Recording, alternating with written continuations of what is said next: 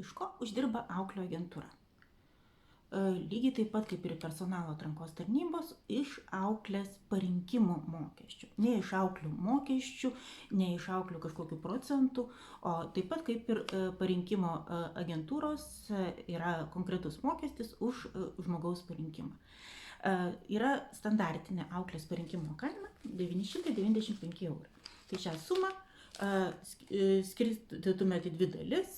Pirma dalis pasirašant sutartį, antroji dalis, kai jau išsirenkate auklę bandomajam laikotarpiui.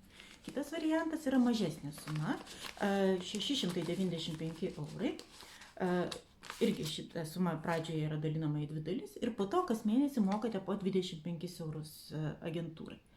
Taip pat yra, jeigu aukliai turi būti vairuojanti, turi būti keliaujanti kartu su šeima, arba jums reikalinga auklė daugiau negu 3 vaikams, arba reikalavimas dėl užsienio kalbos, tai tada tokios auklės parinkimas kainuoja 200 eurų brangiau. O auklei mokate tiesiogiai jau jos atlyginimą, kuris nuo to nepriklauso. Tai tiek.